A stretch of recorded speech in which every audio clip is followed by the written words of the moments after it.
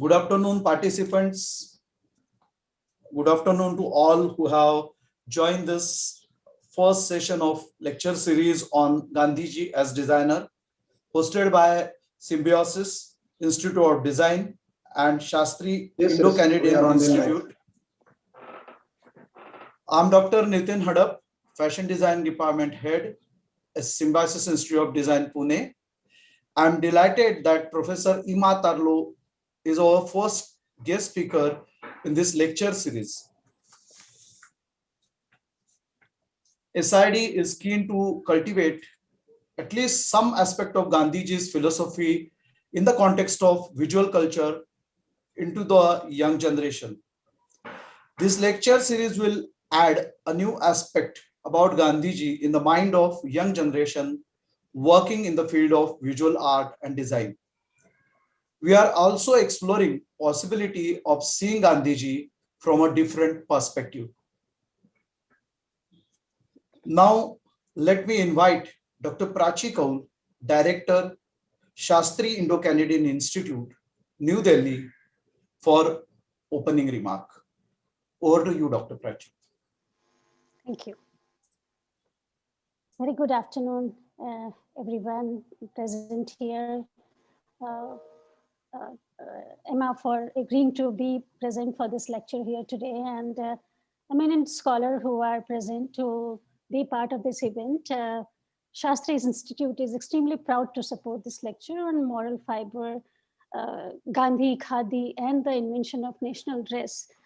I'm no expert, of course, but as for my understanding and information goes, in India itself, a lot of research, as one of the professor was sharing, that a lot of research and studies and work have been done in the past 50 years by our own Indian scholars, and of course by those scholars abroad as well.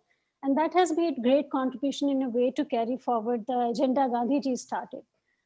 In our different ways, and different perspective have been built up by all these scholars to build up this agenda that he has initiated at his time. To me, journey of Khadi, ever since I have remembered, Khadi have been integral part of my growing up. I especially chose to wear Khadi today because it was to celebrate this particular fabric, which has long history and I would say a kind of national movement behind it. So journey of Khadi for sure has seen many, many struggles for maintaining a balance between, what is tradition and what is modern. So it links both tradition and modernity very well. And thanks to institutions like NID, SEPT, and of course MAHE that have contributed immensely in terms of taking Khadi to new horizons and exploring it and bringing it to the young generation of ours so that they can explore and understand the weaving of Khadi, not just as a fabric, but also weaving in terms of the concept and the notion that is weaved with it. So I think maintaining a balance between modernity and tradition was something that Bapuji has taught us. And so discussing this contribution would be very, very interesting today.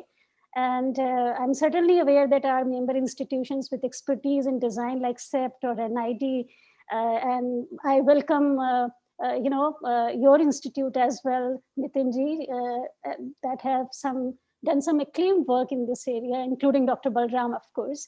And I'm sure Professor Emma Tarlo's talk will certainly bring some fresh perspective to the idea and the term as a Gandhi as designer that we have placed here for today's talk. Those who are not aware of Shastri Institute, I would just like to say that it's a binational organization. We are mandated by both the Government of India through Ministry of Education and Government of Canada through Global Affairs Canada. And our mandate is to build academic and cultural relations between India and Canada by undertaking programs and providing services that facilitate and sustain binational dialogue, understanding and interactions as well. And these relationships, encompass both institutional as well as individual linkages. So we are kind of a platform which provides you an opportunity to network and collaborate amongst 157 plus institutions from India and Canada. You name a good institution, it is part of our network, and we feel very proud on facilitating exchange on this binational corridor. So for over 5 decades, we celebrated our Golden Jubilee in 2018. And especially this lecture is under Golden Jubilee Celebration Scheme. And this is the last program under which we have, these grants have been made. So with this program, we are winding up our Golden Jubilee celebrations actually. And that's why it is all the more very, very important. So for over 5 decades, we have been promoting binational understanding and cooperation. And this is the only binational organization which provides collaborative research programs, academic exchanges, and other partnership and network building support to Canadian and Indian institutions of higher learning. A very important feature of Shastri's support is that Shastri program often provides seed grant, allowing faculty and researchers to start up with their international research collaboration between India and Canada. And upon completion of their initial collaborative project, nearly, I would say 95% of these grantees are able to secure major funding from other agencies to leverage and multiply kind of collaboration that they envisage out of these projects. As a result, I would say Shastri's program, binational research teams in India and Canada, universities have engaged in wonderful collaborative projects in all domain of studies, whether it was humanities and social sciences, communication, economics, education, ecology, or it is STEM areas, which includes all development studies, empowerment, women, children, food security, sustainable development, everything. You name an area, we have an intervention there. So I would say this is kind of an initiative from our side by which we try to engage with Gandhian philosophy, art, culture, and of course the science that he has placed forward to the world community. So I am very, very delighted that I am here today with all of you. And once again, Nitinji, congratulations to you and your organizing team for putting up this event together. And I'm sure this is going to bring some delight to our ears for the people who are present here and those who are listening to it as young researchers and students, because it is important that these notions, these ideas, these ideologies are passed on to the younger generation, and they are able to sustain and maintain the thoughts that Gandhiji started. So congratulations once again. I wish you the best for this lecture and many more lectures that would come in this series. Thank you so much, and all the best. Thank you. Yeah. Thank you, ma'am, for opening remarks and supported this lecture series with award of SICI Golden Jubilee Lecture Series grant. I'd like to address here, ma'am. This year, even Symbiosis International University is also celebrating our Golden Jubilee year. Oh, congratulations. Yes, thank you. Yeah. So our topic today is Gandhiji as designer, Gandhiji's approaches and impact on visual art, design and visual culture of India. Under this lecture series, we have Professor Emma Tarlo with us. Her topic is Moral Fiber, Gandhiji, Khadi and Invention of National Dress. Before I invite Professor Tarlo to address all of our students, faculty members and guests, I'd like to introduce her to all of you. Professor Emma Tarlo is currently a professor and director of research, Department of Anthropology, Goldsmith, University of London. Emma Tarlo has conducted long-term anthropological fieldwork in India, Britain, as well as short fieldworks in China, Myanmar, and USA. She specialized in anthropology of material culture, and her areas are mostly with a reference of dresses, fashion, textile, the body of hair in transcultural context. She is also interested in urban anthropology and relationship between history and anthropology.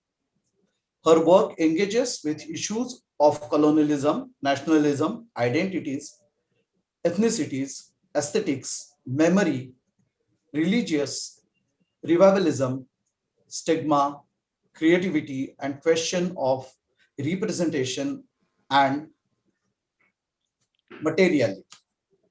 She is particularly interested in the relationship between visual material and narrative forms and in developing new models of ethnographical writing and exhibition making. That is what her specialty, I believe. She is writing books simultaneously. She is exhibiting shows and exhibitions.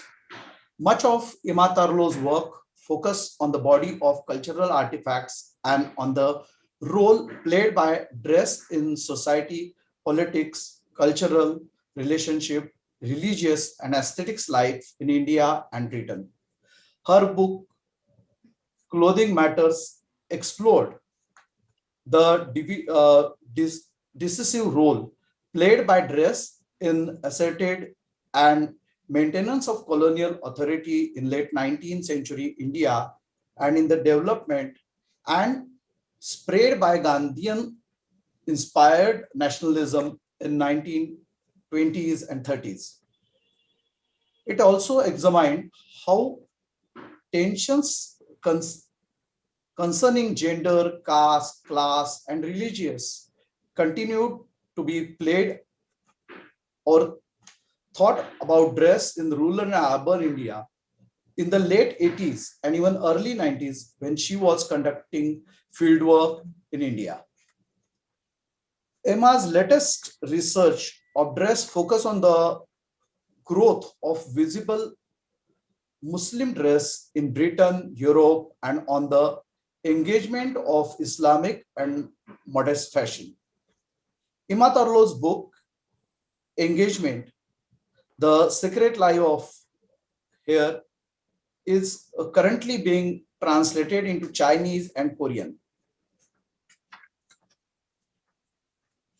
Last but not the least, Ima has 3 books, 4 edited books, 30 plus research paper, and 2 exhibitions in her credit.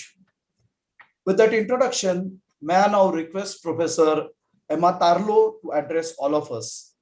Thank you so much, Professor Tarlo. Over to you.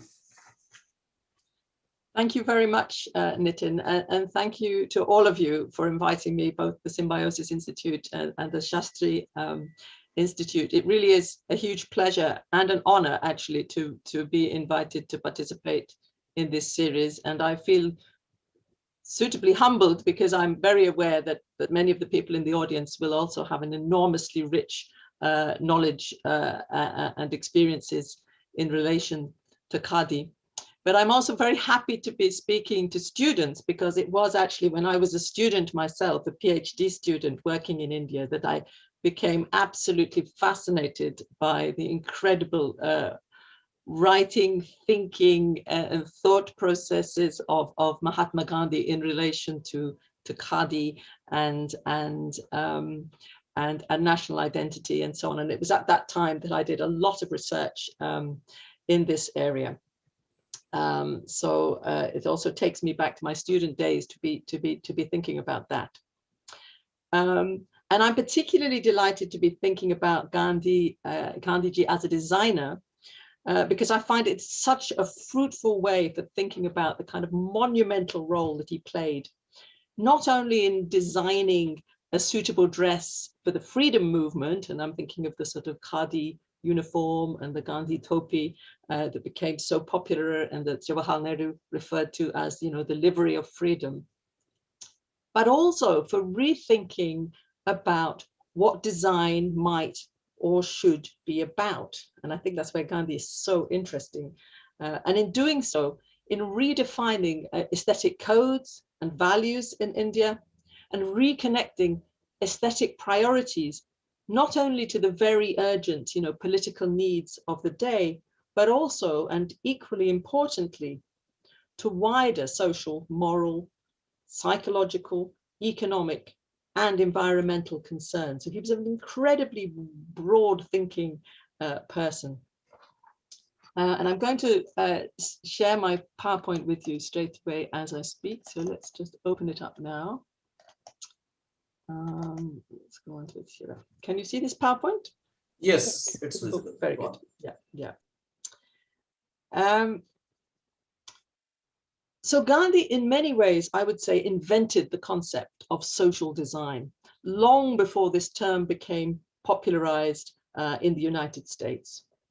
And design, viewed in this light, is concerned not just with products, but very much with processes. And it's less about building individual reputation of designers than it is about building socially responsible relationships of production and consumption.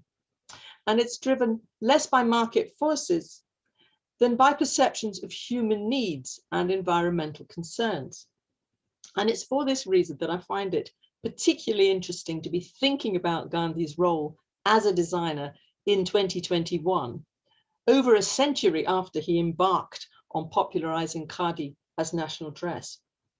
Because we find ourselves at a historical juncture where many of the issues that were core to Gandhi's thinking have emerged as key priorities of our time and are recognized as such very much at a global level. So I'm thinking about the importance of decolonizing minds and bodies, where decolonization is understood not just as a moment, but actually as an ongoing process.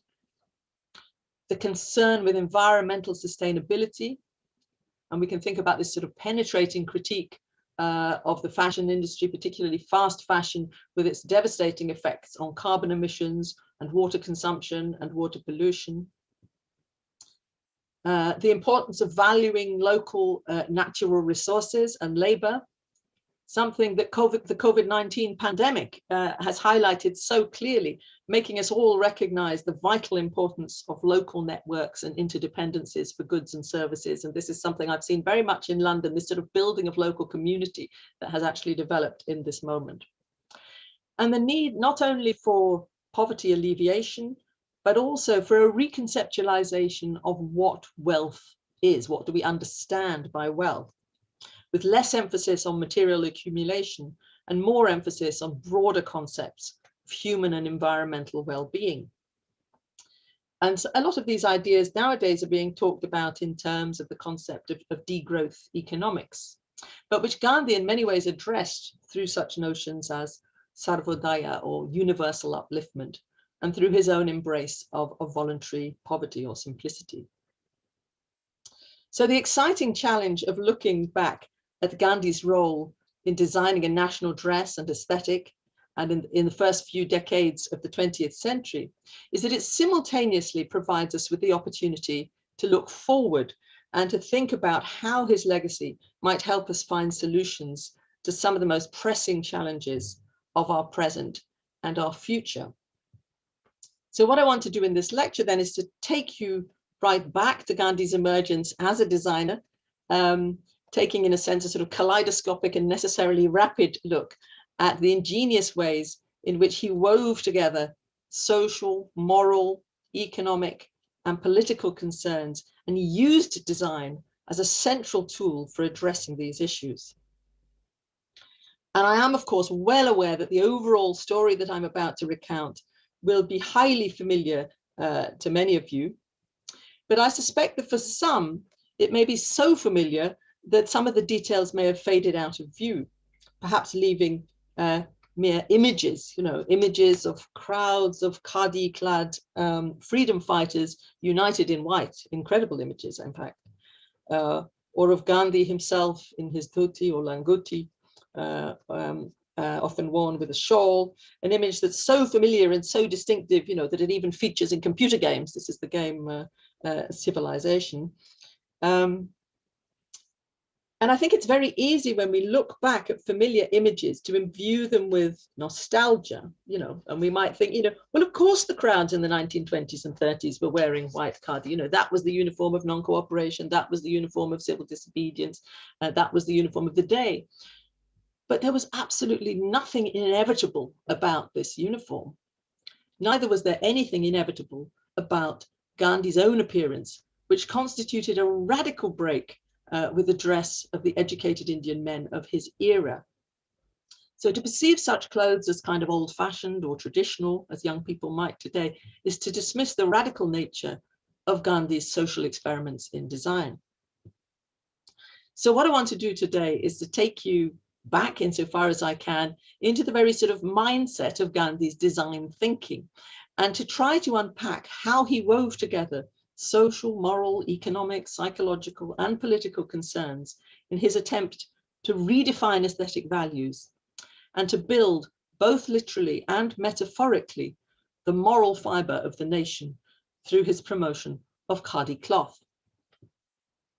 Now, getting into Gandhi's mindset may sound an extremely presumptuous idea, especially proposed by an Englishwoman sitting in London, for which I apologize for all of those things. But my only defense is that the journey I propose into Gandhi's thought processes is led entirely by Gandhi himself and the very close readings that I have tried to make of his own work, which I began doing as a student, as I say. The collected works of Mahatma Gandhi consist of some 100 volumes, filled not only with his political writings and speeches, but with letters and thoughts and jottings, which have been all very painstakingly collated. And taken alongside the many accounts written by his close followers and other commentators of the day, they offer an extraordinary insight into his reasoning. And it's really unusual, actually, to have so much insight into somebody's reasoning and way of dealing with problems and finding solutions. And what I hope is that this exercise of revisiting how he thought as a designer might be helpful to some of the next generation of students, next generation of designers, as you tackle some of the local and global challenges of today and indeed of the future.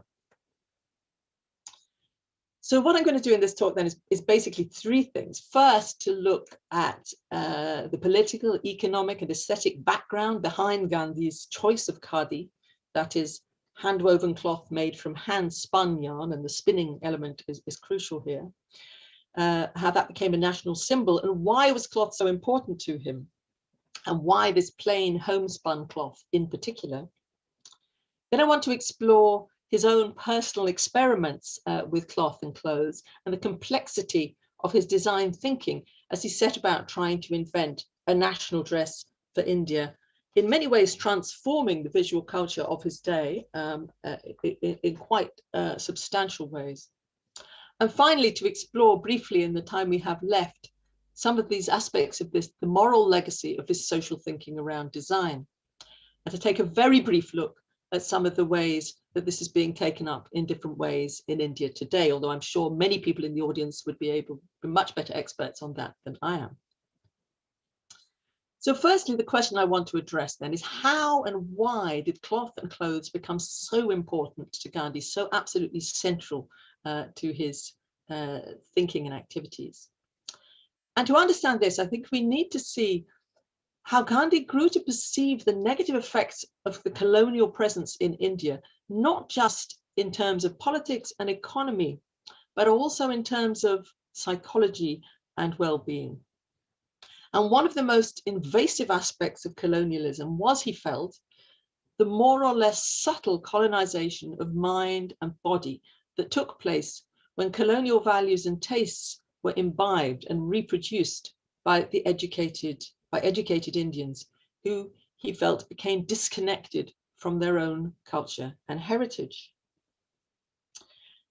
And dress, sometimes described as our social skin for the extraordinary place it stands in, the position it occupies on the border between the body and the social self. Dress seemed to be almost like a barometer of this process of the colonization of body and minds.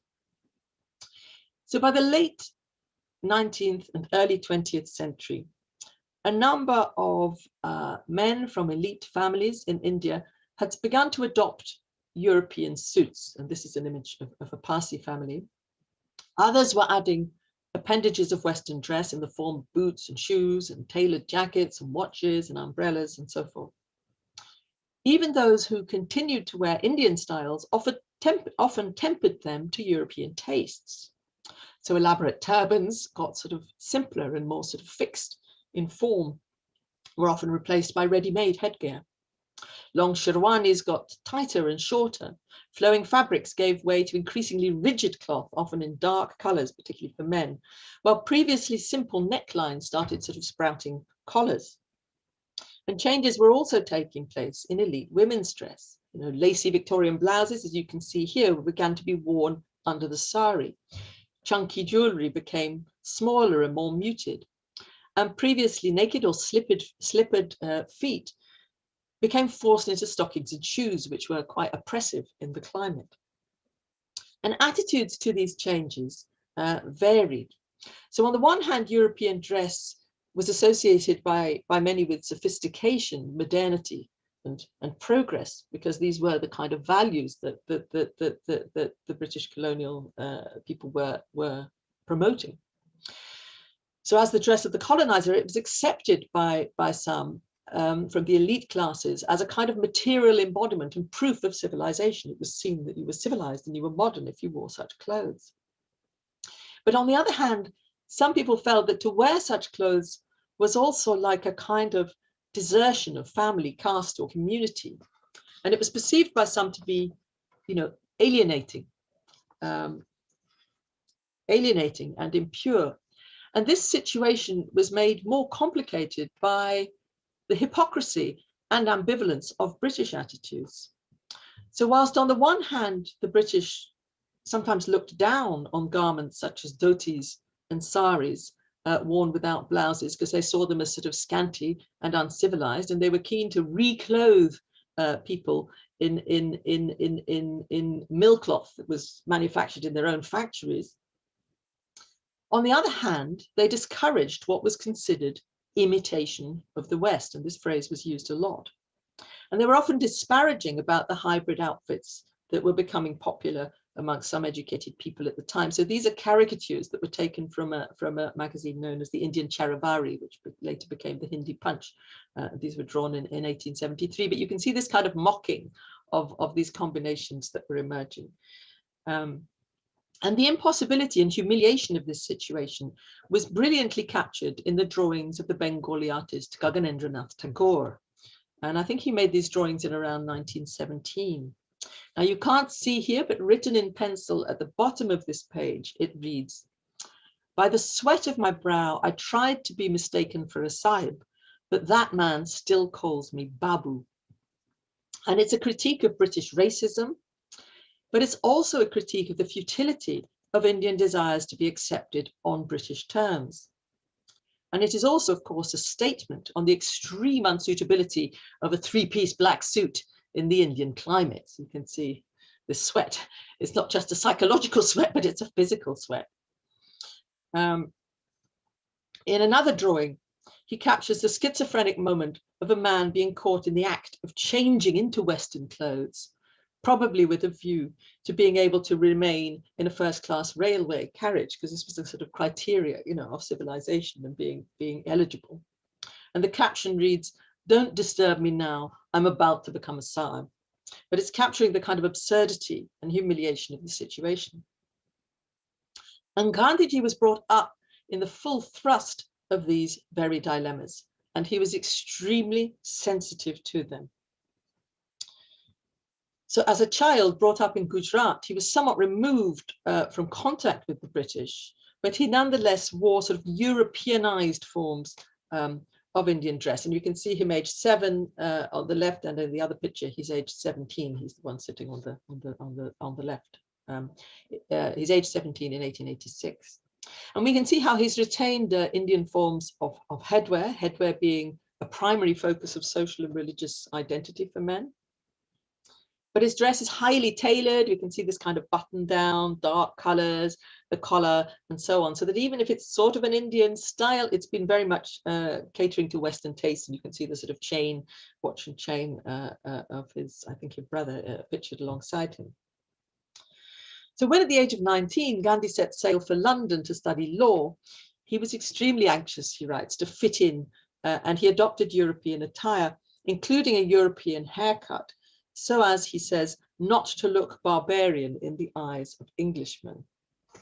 And of course, I'm sure you're all absolutely familiar with this image of Gandhi, how he looked when he was studying in London between 1888 and 1891, where he describes in his autobiography that he did his very best to become an English gentleman, taking French lessons, elocution lessons, violin lessons, although he never left his vegetarianism.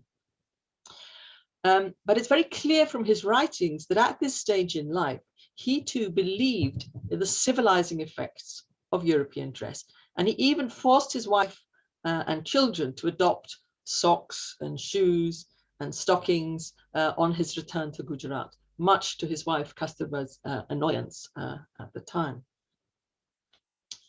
So it was only when he moved to South Africa, where he lived and worked as a lawyer and human rights activist for 20 years, that he began to grow disillusioned with the power of European dress to embody civilized values. For he learnt through bitter experience that racism went beyond clothes. Not only was he asked to remove his headwear in court, which was extremely humiliating, but he also found that in spite of his European dress, he was still thrown out of a first-class railway carriage, an incident which shocked him considerably and that he acknowledges as having had a formative impact on his ideas and thinking. So as someone who had himself abandoned Indian dress in favor of European styles, Gandhi understood what sartorial anxiety and humiliation felt like at quite a visceral level. And he began to reason that if India were to free itself of colonialism, a new set of clothes, a new social skin in which to do so. So two ideas came together in his thinking. The idea that he could publicly expose Indian suffering and humiliation through the adoption of Indian styles. And here we see a picture of him dressed as a poor laborer in Durban in 1914 in a protest against the shooting of Indian coal miners. And it's interesting because it's the first time that he wears simple Indian styles and simple plain white clothes in a public protest, and he associates them with mourning. And this theme of mourning returns when he goes down to adopting a dhoti or loincloth. He talks about it as a dress of mourning in some ways. And he combines this with the idea that to revive hand weaving, he could set about solving India's economic crisis and promoting self-sufficiency and human dignity. And it's important to remember that whilst he was living in South Africa, he lived a lot of the time in communal settlements with men and women from different backgrounds, many of them Christian, who were interested not only in civil rights, but in searching for an alternative lifestyle characterized by simplicity and self-sufficiency. So they were experimenting with craft, and they were experimenting with self-sufficiency and making things and this sense of learning independence in quite interesting ways. And already when he was in South Africa, he began experimenting with weaving. So he was very aware of also what was happening in India. So why weaving? Because he recognized that British colonial trading policies had had a devastating effect on India's textile economy. So one of the key issues at stake, as I'm sure you're all aware, was cotton. Cotton was one of the most important natural resources. And before the invention of mill technology, India had been a very powerful producer of cotton goods. So much so that in the early 18th century, the British had even banned the import and wearing of cotton goods in an attempt to protect British industry from competition from India. However, with the invention of the spinning jenny and the spread of mill technology in Europe and in India, this situation became radically reversed. And here we can see a picture of a spinning mill outside Preston in Lancashire in 1834. And you can imagine the absolute speed with which cotton is spun with such technology. So by the early 20th century, India had transformed from the world's most advanced supplier of sophisticated cotton goods that really were the envy of the world, to becoming primary an exporter of raw cotton and an importer of mill cloth, specially woven and printed to suit Indian tastes, and for which they were charged excise duties. So suddenly all the value and profit is going to foreign countries and not to India. And here we can see inside a British factory at that time. Now, the British entrepreneurs were highly explicit in their attempts to capture the Indian market for cotton goods. So these samples that you can see here, which are not drawings, but actual samples of cloth, are taken from an extraordinary collection of volumes. This is 18 volumes that were put together in 1866 by John Forbes Watson in Britain. And they were basically, he called these things industrial museums, because they catalogued the rich variety of Indian textiles precisely with the intention of helping British entrepreneurs to mechanically reproduce them in their factories. So they were basically samples with which people could work to try to reproduce by machine these hand-produced textiles of India. So these volumes then blatantly reveal imperial economic intent. This was this intent to capture the Indian popular market for cotton goods. But they also, of course, captured the extraordinary diversity and sophistication of Indian textiles at that time and designs, with the incredible range of color combinations and decorative techniques, from weaving and block printing to ikat, embroidery, brocade, and so forth. And of course, today, you know, people many Indian designers, in fact, turn to these volumes as an extraordinary repertoire of design ideas that might link one back to one's heritage. So they now operate in a quite, in a different way. So when Gandhi began experimenting with hand weaving in South Africa, there were already nationalists in India who were deriding the devastating effects of colonial textile trade on the weaving castes in India, many of whom were desperately poor, were unemployed, and in some cases starving as a result.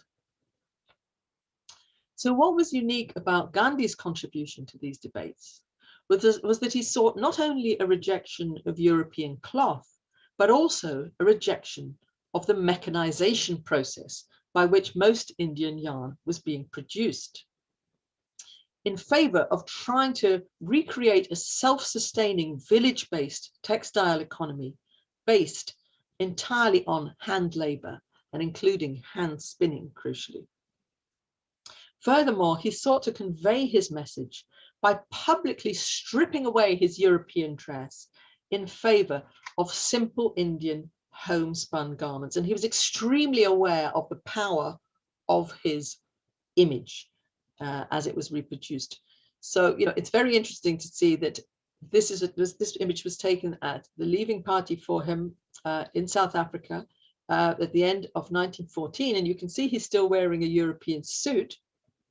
But look what he's wearing when he arrives off the boat in India in January 1915. He's clearly ordered a set of clothing for this, and he's dramatically staging his dismissal of what he called the tinsel splendors of Western civilization, the superficiality of these splendors, by appearing in what he called the dress of a Gujarati peasant, although probably in reality a Gujarati peasant would not have been wearing precisely that. Looking back at these images, it's easy to miss the extraordinary impact that this gesture would have had at that time. Many who greeted him in Bombay, now Mumbai, perceived him as a cranky weirdo. I mean, the publicity was very strange. The reception was very strange in relation to this.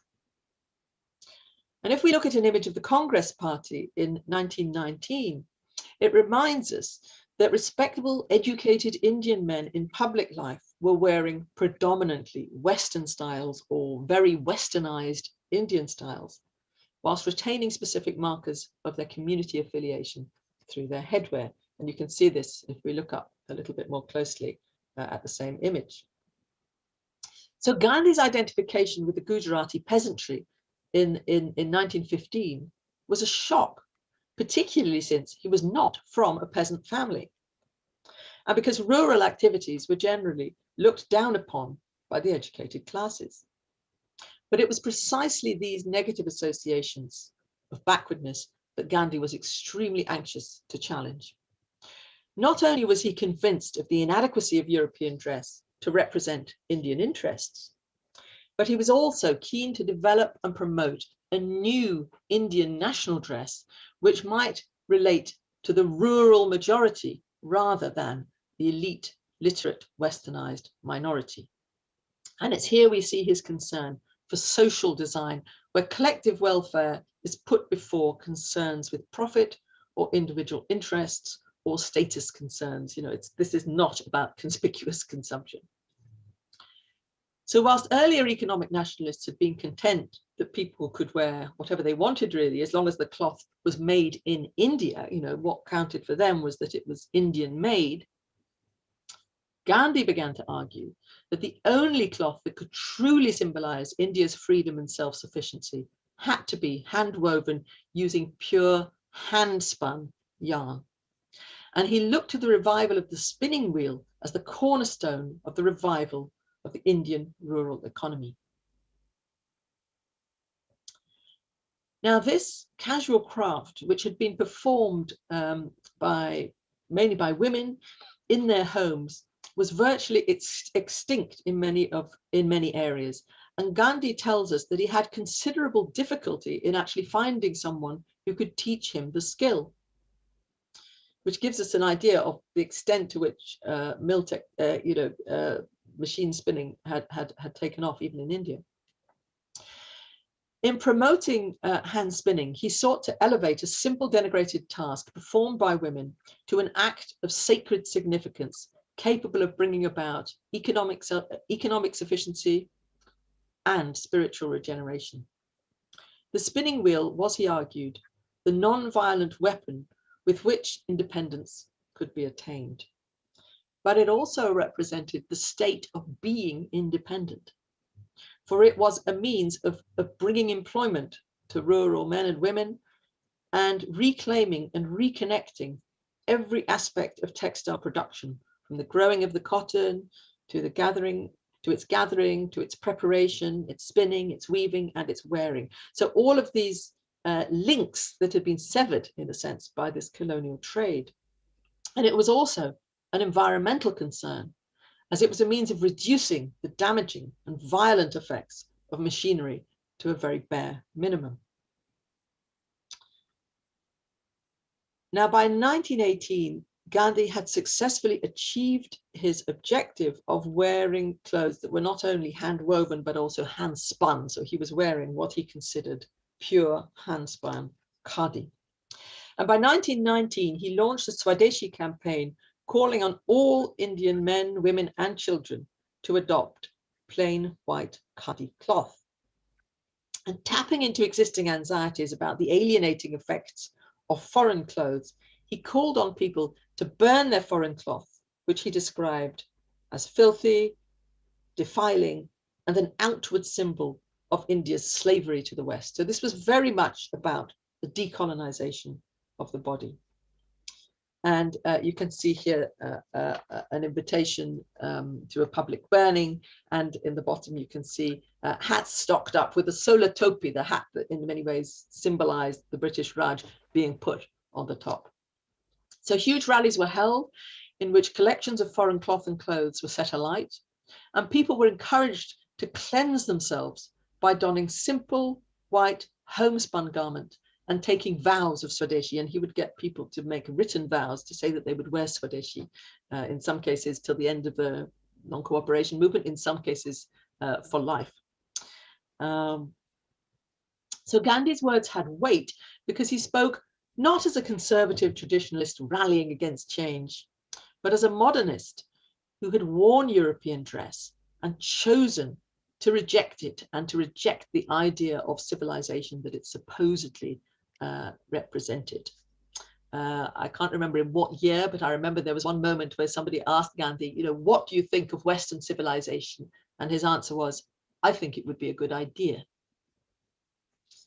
So to Gandhi, khadi represented not only political struggle, self-sufficiency, and spiritual regeneration, but it also represented the possibility of national unity with the potential to unite rich and poor, rural and urban, women and men, young and old. And it's here that we see him thinking very strategically as a social designer. he realized that in order to perform this unifying function, he needed to find a unifying form. You can see how he's trying to think, how do I create something that can actually bring people together through design? And with almost military precision, he set about trying to establish visual uniformity, recommending that all men, women, and children should wear this white, plain white, undecorated khadi cotton clothes in simple Indian styles, dhotis, shirts, kurtas, pajamas, saris, and so forth, which he defined as India's national dress. So in advocating thick, plain, white, homespun cloth, Gandhi was in effect posing a radical challenge to the social values and aesthetic tastes of his day. Indian textile traditions had always been extremely colourful and varied, particularly for women. And what people wore revealed not only regional diversity, but also differences in wealth, in education, in class, in caste, and in religion. And for example, in rural areas at that time, it would often be possible to detect a person's religion, a person's wealth, caste, and status, and even their place in the life cycle, were they married or single or widowed, etc., from what they were wearing. And Gandhi, in a sense, was overriding this entire visual system by advocating plain white cloth as a socially and morally unifying force that could be worn by women, children, and men of any background, and that elevated the simple dress associated with poverty above the fancy cloth, of the elite or westernized garments. And this preference for white, was also, a really radical idea, particularly for women, because many women associated, in many areas, white clothes were associated with widowhood or with mourning.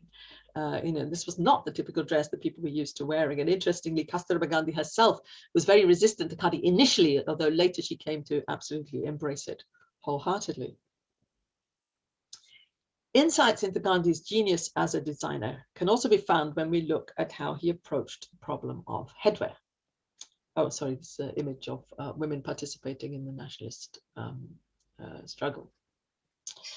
So Gandhi recognized that it was men's turbans and hats that marked out differences in terms of caste or religion or region and occupation. And we saw that in that earlier image of the Congress in 1919. It was still the case with elite men's dress that these markers were distinctive. So he began to think it was necessary to design a national hat, a national topi. And he began to set about this. And it's really, really interesting to look at his reasoning. And I can't quote in full the full narrative that he gives about how he came to choose what he came to choose. But basically, he surveyed all the different types of regional options available in India and settled eventually on the Kashmiri cap as a kind of prototype. And you can see him wearing a Kashmiri cap in one of these images here. But he needed to adapt it. And he set about developing a kind of lighter, foldable version made out of khadi cloth rather than wool. The great benefit, he argued, being that it was cheap, it was portable, it was easily washable. He was always very concerned with hygiene and practicality. And it could also be folded up and put in your pocket. And it could be afforded by anybody, regardless of their age, their gender, their status, or creed. And in doing so, it could promote a sense of unity and a feeling of empathy between people from different backgrounds, as well as creating a very powerful symbol of self-reliance and a challenge to British tastes and values. Now, Gandhi adopted the topi in 1920 when he developed it. And of course, it very soon became known as the Gandhi topi. We can see children wearing it here. With the official launching of the Swadeshi campaign in 1920, khadi and the Gandhi cap and the charkha, the spinning wheel, entered mainstream politics and were accompanied by the mass boycott and burning of foreign cloth, and by the establishment 1 year later of the charkha in the center of the Congress flag. So the power of khadi as a political symbol lay in the fact that since everyone, wore some sort of clothing, then potentially everybody could be drawn into participating in the freedom struggle. And in embracing the dress of the rural poor rather than the privileged minority, It was what we would now call an inclusive design, encouraging the participation of rural people on a mass scale, and also drawing the support of large numbers of women and children who had previously been alienated from participation in mainstream politics. And women were not only encouraged to take Swadeshi vows and join public protests, but also to donate their jewelry for social welfare and political causes, and of course, to spin. So for Gandhi, handspun yarn was imbued with moral virtue. And spinning itself was a patriotic act of prayer, a kind of meditation. And this involved re-educating the elite to identify with the poorest in the land by embarking on the humble act of spinning themselves. And this wasn't always a popular measure. You know, when it was introduced as a measure and a criteria for membership of the Congress Party in 1924, there was a lot of resistance to it. The Bengali poet Rabindranath Tagore, pictured here in this rather faded image, famously commented, "If man is in danger of being stunted by big machines, the danger of him being stunted by small machines should not be lost sight of." He didn't really approve of the kind of repetitive nature of the activity. Neither did he approve actually of the burning of foreign cloth. But for Gandhi, handspun yarn was a moral fiber, and hand spinning became the linchpin of his dreams, not only for how to attain independence, but crucially for how to live a better life and develop a more humane and sustainable society, one that subverted the capitalist system, minimized damage to the environment, and where local interdependencies were paramount. Now, I think this poster is particularly interesting, for in it we see not only a road to Swaraj through peaceful protest and textile manufacture, but we also see Gandhi's vision really of a rural economy based on cooperation, discipline, simplicity, and bodily labor. Now, it's interesting to see that there aren't any women in this picture, and I like to think that this is the artist who has excluded the women, not Gandhi, because Gandhi, in fact, was very keen to involve women and did involve women in the entire process. And as we saw, spinning had traditionally been a woman's activity.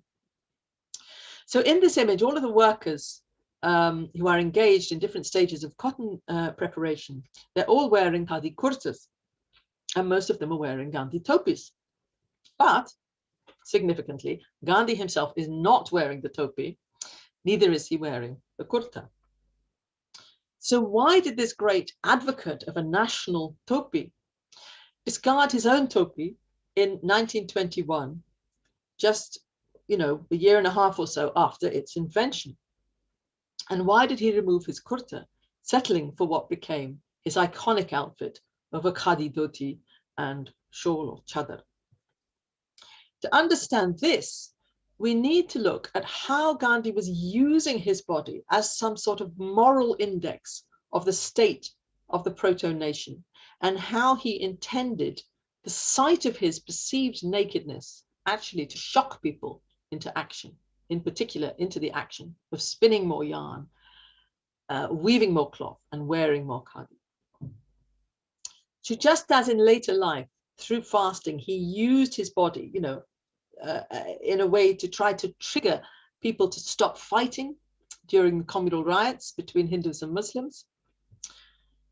So by adopting the dhoti and abandoning his topi and kurta, he was trying to promote actions in others. And this is something that one only realizes if one goes right back to what he was writing and speaking about at that moment. And he wrote about it literally, you know, the night before adopting the loincloth and immediately afterwards. So from his writings at the time, it's clear that he did not want people to naturalize his nakedness and accept it as inevitable. He wanted them to be shocked by it, because it represented the nakedness to which the Indian poor had been reduced. And it also represented the moral duty of all to spin and to weave and to produce more khadi, so that both he and the poor might be clothed more adequately in the future. And if the dhoti was intended to provoke people to work harder and to produce more khadi and to reclothe the people, it also functioned, of course, as a reminder of the poverty to which India had been reduced under colonial rule. So what is interesting is that initially it was a temporary measure intended to last only a month and a half, but it became a permanent feature of his identity, partly, no doubt, because India's textile needs were never entirely met through khadi production, something which pained him greatly. I want the reader to measure from this the agony of my soul, he wrote in the Hindu 3 weeks after adopting the dhoti. I do wish that they may understand that Swadeshi means everything. And whilst initial reactions to his reduction in dress were characterized by shock and bemusement, and in some cases ridicule, this was an image in the Hindi Punch at the time, girding his loins to mop up civilization. Later, his new mode of dress sort of became accepted and even, I would say, naturalized. And many saw it as the garb of a Hindu aesthetic or holy man, and which is how he was, of course, regarded by many. And here you can see that sense of him being sort of put up in a pedestal with this absolute sea of people around him in Gandhi caps. And you can see the incredible power of this sort of visual landscape that he's created. Now, Gandhi himself rejected the title of Mahatma and the identity of a holy man. And yet it was precisely the sort of veneration and holiness with which he was seen that meant that he was actually able to sort of address crowds of women directly at a time when normally women would be expected to veil in front of in the presence of a man. So he kind of overrode that as well. Now, if Gandhi never did put on more clothes, it was partly because his khadi mission was never entirely fulfilled. And as India gained independence in 1947, he was not out celebrating with the crowds, but was sitting on the ground quietly, spinning for his own particular vision of India's future. Now, after 1947, many of those who had worn and supported khadi during the freedom struggle abandoned it. And the model of development favored by Prime Minister Nehru, and indeed by subsequent prime ministers ever since, has been one of modernization and technological innovation, in which Gandhian ideas have often been treated as somewhat marginal to the pursuit of progress. Not by all, I know, but in the more general scheme of things. So what I want to ask in this final few moments really is to think about what we can learn from this kind of whirlwind revisiting of the past, and what elements of this Gandhian legacy might be relevant to the present and future. It seems to me that there is a double legacy here. On the one hand, we have the legacy of Gandhi's mastery of political symbolism and his elevation of khadi cloth as being infused with social, moral, and political force. A force which many political leaders have over the years continued to harness, even if they do not always pursue Gandhi's economic model or his philosophy. And as a result, the khadi worn by generations of politicians has often been called into questions, especially by cartoonists. You can see this one here, you know, your khadi outfit looks very patriotic, but make sure they don't notice your Italian shoes, your Japanese socks, and your American underwear. And this is an image that was produced by Mario maybe 15, 20 years ago. But the fact that people try to hold political leaders to account through questioning whether they are living up to the high standards that khadi represents is in many ways proof of the ongoing moral resonance of the fabric and the expectations of simplicity, integrity, and social concern that are associated with it. Many political leaders are selective in which aspects of Gandhi's legacy they embrace. The current Prime Minister, Narendra Modi, has, for example, popularized the wearing of khadi in considerable ways, and he has even put measures in place to support its production and consumption by encouraging its use in railway sleepers, in Air India uniforms, and in paramilitary uniforms, and by promoting contracts with the KVIC, the Khadi and Village Industries Commission. At the same time, he's been criticized for wearing a foreign-made pinstriped suit on his trip to the United States in 2015 to meet President Obama, which was emblazoned with his own name and cost 1 million rupees, a gesture which clearly set him at odds from the Gandhian ideals of simplicity and self-reliance.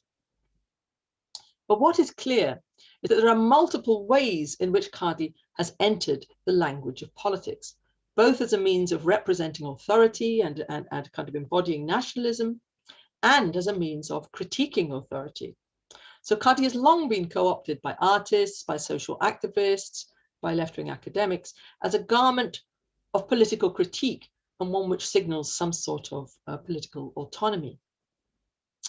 10 years ago, of course, we saw an extraordinary resurgence of the Gandhi Topi in politics when it was adopted by Anna Hazare in 2011 during his anti-corruption campaign and popularized in the streets in mass rallies conducted using the visual language and techniques of the freedom struggle. All of these examples constitute what I would call the political legacy of Gandhi's elevation of Khadi as a moral fiber imbued with a particular history, ethics, and power. But there's also another side to Gandhi's legacy as a social designer. Whilst for decades, many of his ideas about self-sufficiency, voluntary simplicity, the value of hand labor, and environmental sustainability may have seemed out of kilter with some of the technological modernizing path that India took. But today, that can no longer be said to be the case. What is clear as we enter the third decade of the 21st century is the extreme relevance of his ideas as we face many of the major global challenges of our times: building environmental sustainability, tackling global poverty and underdevelopment, valuing natural resources and returning to more sustainable levels of production and consumption and more viable local models of interdependence. In many ways, India is well placed to lead the way in tackling many of these challenges. And there are many inspiring examples in India which we might look to, which draw on a Gandhian legacy in creative ways. And I'm aware that there's quite a tradition of this. But one of these, of course, is the area of ethical fashion, relevant, I think, at your institute. I see, for example, that in January 2019 in Ahmedabad, there was a 2-day international conference on sustainable textiles entitled A Way Ahead, Ethical Khadi, which brought together a number of experts on different elements of India's rich textile heritage, many of them drawing on Gandhian ideas about localizing production in rural areas, expanding employment through craft production, and building environmentally sustainable businesses through cooperation with local artisans. And amongst the participants at this conference was Uzra Uzrama, as she is often known, the founder of the decentralized Cotton Yarn Trust and of Malka, and I had the pleasure of meeting her and hearing about her work some years back. Now, Uzrama has since 1990 been advocating and putting into practice a Gandhian model of modernization based on developing vernacular cloth production at a local level in Andhra Pradesh, restoring those interdependencies between cotton farmers, ginners, spinners, dyers, weavers, and wearers of handcrafted textiles. And such enterprises offer really inspiring models, I think, of less hierarchic relations of production that are outside the control of market and capital, and where the idea of ethical fashion is built literally into every stage of the process. Meanwhile, there's an increasing number of fashion designers who advocate the use of khadi as an eco-friendly fabric, which leaves zero carbon footprint, uses very little water in the production process, and is both environmentally sustainable as well as being, connected to Indian heritage.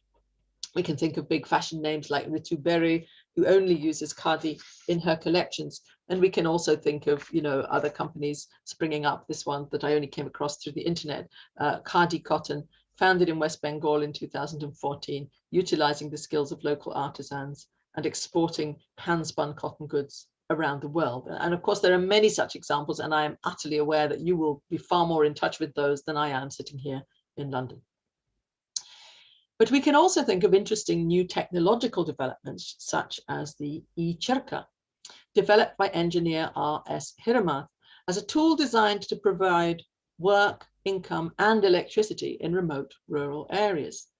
It consists of a sort of hand-operated spinning wheel attached to a very low load generator. 1 hour of spinning produces electricity to generate 3 hours of light and radio transmission. And I cannot help but thinking that such an invention would appeal to Gandhi, who was always a keen experimenter, and never more so when it came to developing socially relevant solutions beneficial to generating employment and improving the lives and well-being of the rural poor. So what I hope to have done in this lecture is to offer some additional insights to the many ideas and insights I am sure you already have as to how Gandhi's socially oriented design experiments and thinking might have relevance today. And my final image is indeed a very contemporary one. It consists of 3 khadi face masks, which I purchased this week whilst preparing this lecture, and which remind us, of course, of the flexibility of khadi and the possibility of adapting it to whatever challenges we may face, whether in Pune or in London. And with that, I will end and thank you for listening to my talk.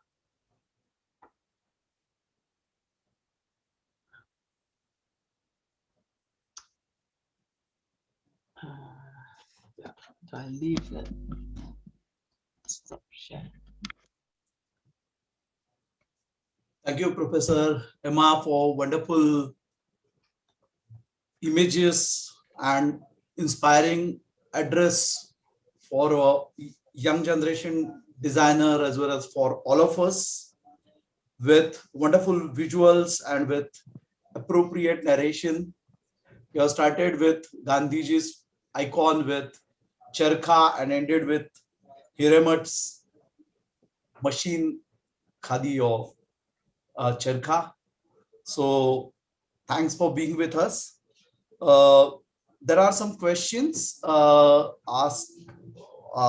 So I just request Professor Prasanna Halbe, head of the department, product design department, Symbiosis Institute of Design, for vote of thanks and questions. So over to you, Prasanna. Thank you, Nitin. Thank you, Nitin. And thanks a lot, Professor Emma. It was a beautiful thought given by you. Okay, and what we thought that, being in India also, we do not have that much of research about Gandhiji, what you have done while you were here, and you are still continuing that thing. That was something amazing. We have received 3 questions, which I will be putting so that you can answer in your own way. So the first question is asked by Apurva. She says, being a teacher, how can I alter the changing attitude of students towards their studies, their goals, and the country?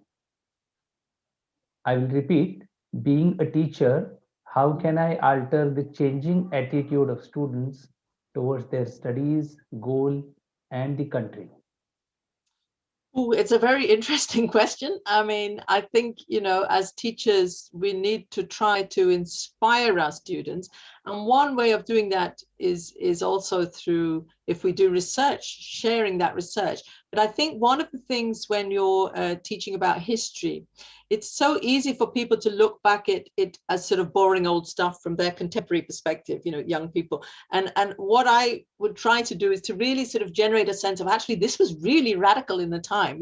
Put yourself in the position of being here and imagine yourself into that. And that is an interesting way of kind of making people connect more to a heritage or to a history, at a more personal level. They need to do that kind of imaginative leap, in a sense. And Gandhi was amazing at doing imaginative leaps. He was imagining this. It was his capacity to sort of think psychologically in many ways that was so incredibly powerful.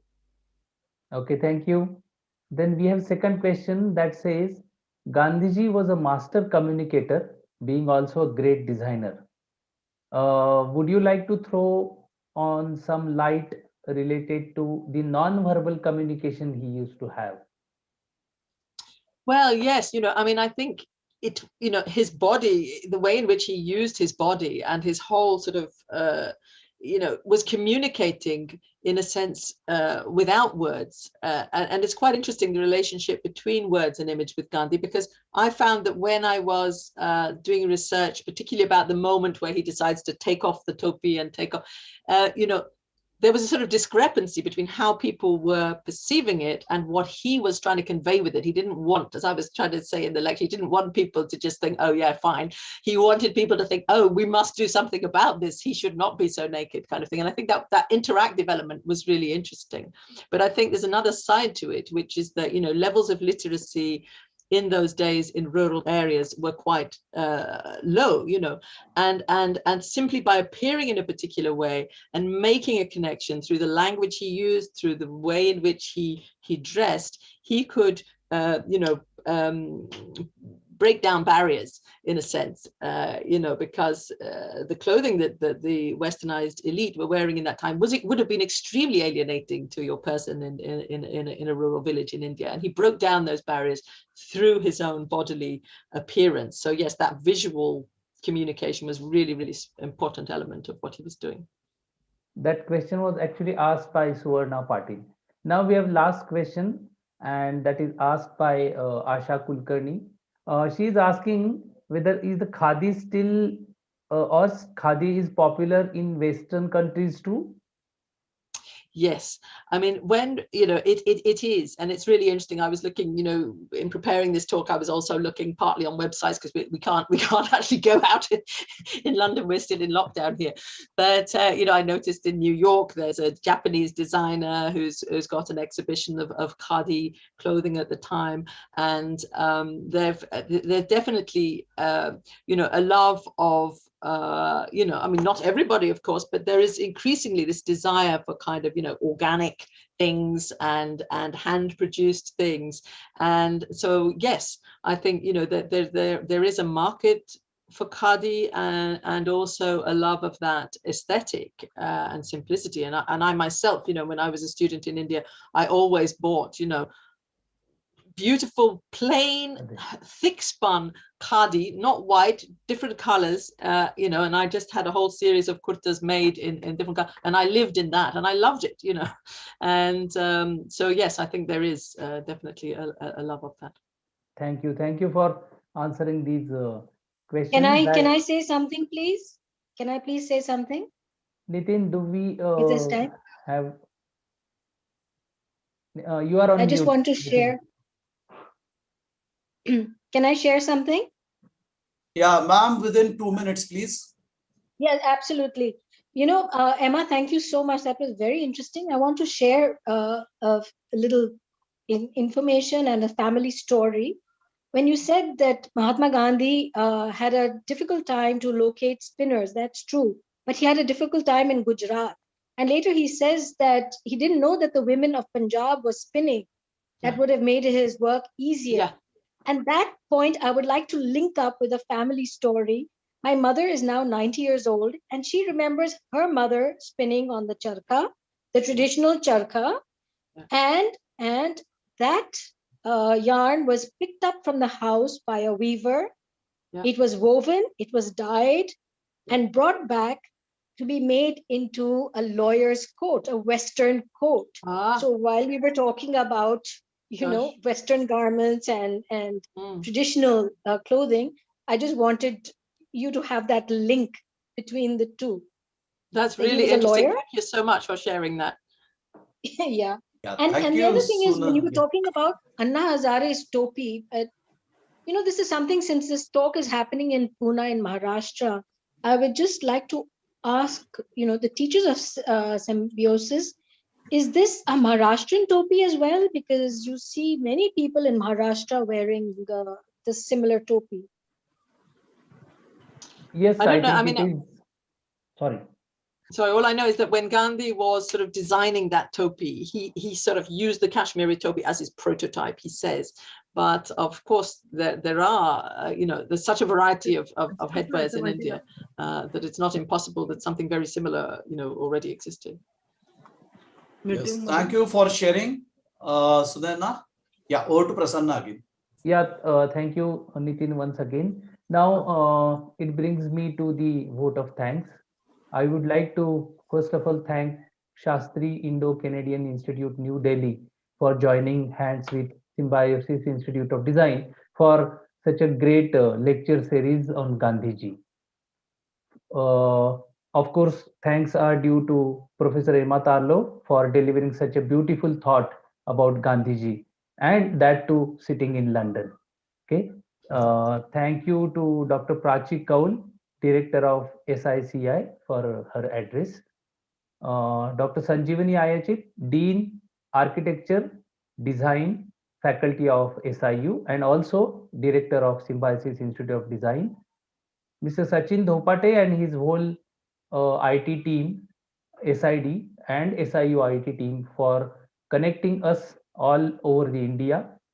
All coordinators of Symbiosis Institute of Design for registration support. Special thanks to Anandita, our faculty colleague, and her team for handling the media. And lastly, thanks to all the participants for joining for this great lecture. There is one announcement before we conclude. You may join us to celebrate this concept of Gandhiji as a designer, and we will have another talk on Friday, 19th March 2021, and the talk is by Abhijit Randive. He is a freelance writer, editor, and creative head at Pune International Film Festival. And the title of the topic is Gandhi and the Popular Visual Culture in India. The lecture is going to be on 19th March, that is Friday. So don't forget to join this lecture series, and there are many more lectures to come in this series. We'll be contacting you and we'll be sending you the links through our regular contacts. Here I declare that today's session is over, and thank you once again for being there with us for this session. Thanks a lot. Thank you for having me as well. Thank you. Thanks all. See you. Thank you, ma'am.